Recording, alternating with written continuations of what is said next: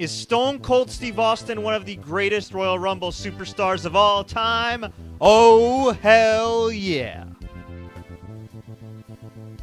What's up, folks? Fred Richani, the Sports Courier, here to present you guys with the very first episode of Greatest Royal Rumble Superstars of All Time, with the Greatest Royal Rumble right around the corner, which features 50 superstars. I thought I'd look back at some of the greatest superstars in the Royal Rumble match history. And who better than to kick things off with than WWE Hall of Famer Stone Cold Steve Austin. Now, it might seem like an obvious pick that Steve Austin is on this list, but we have a lot of younger fans that may watch, that may be far removed from the Attitude Era. Hell, fans who were born well after the Attitude Era, they may not understand the significance of Stone Cold Steve Austin, because he didn't just win one Royal Rumble. He didn't just win 2 Royal Rumbles. By God, he won 3 Royal Rumbles. And while the likes of Batista, Randy Orton, Triple H, John Cena, Shawn Michaels, Hulk Hogan won multiple Royal Rumbles, they stopped at 2. Steve Austin did it 3 times, and he did it in a span of 4 years during the height of popularity for the WWE. Back in 1997, Stone Cold Steve Austin eliminated Bret the Hitman Hart to win the Royal Rumble at the Alamo Dome in San Antonio, Texas. But it did not end without controversy. You see, Steve Austin was thrown out by Bret the Hitman Hart. Referees missed it. Stone Cold snuck back in the ring, eliminated Bret Hart, and that led them to an epic showdown at WrestleMania 13 that saw Stone Cold Steve Austin pass out but refused to quit in a submission match in an iconic shot that saw blood streaming down the face of Steve Austin, and it led to Steve Austin becoming the biggest good guy, babyface, in the company, and led to Bret Hart becoming the biggest bad guy, aka heel, in the company. And of course, it kickstarted the epic rivalry between the Hart Foundation, Steve Austin, and Stone Cold Steve Austin's unbelievable, highly profitable main event run. The following year, in 1998, he eliminated a guy by the name of The Rock, who he would go on to headline not 1, not 2, but 3 WrestleManias with, which is crazy to think about. And back then, The Rock was still a rising star, well on his way to being a top guy. He was not there yet. Stone Cold eliminated him in 1998. Went on to WrestleMania, had a hot angle with Mike Tyson and DX, and ended up beating Shawn Michaels at WrestleMania 14 to win his very first WWE title. And the Austin era was born, at least when it came to the title picture.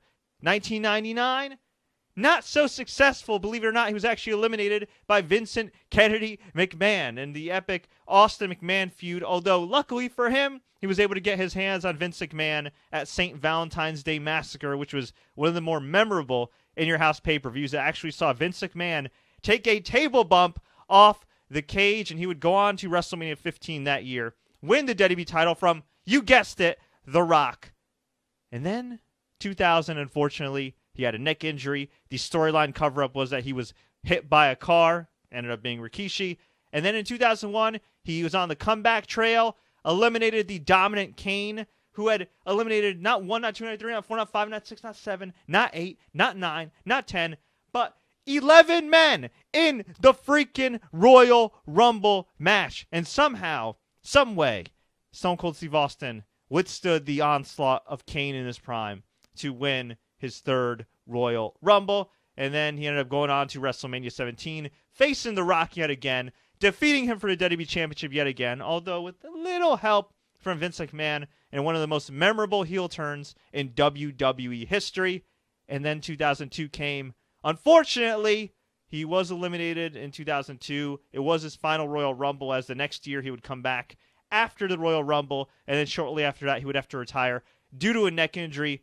But whew, did he have his impact felt as he left in 2002, knocking out the likes of Triple H and Kurt Angle with the steel chair, letting everybody know that just because he was eliminated doesn't mean that the Texas Rattlesnake will not still be a threat.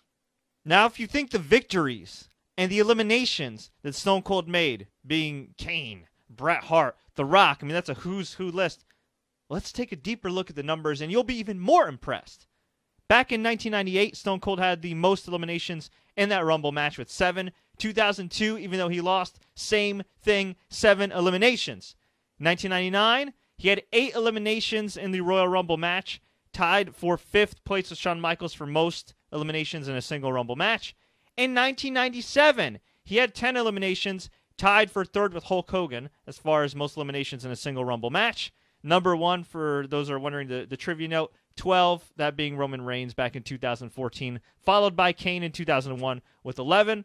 Overall, in terms of most cumulative eliminations in Rumble history, he's tied for 4th. 36 overall in 6 Royal Rumbles. Now, as far as I'm concerned, man, that is one heck of a record there.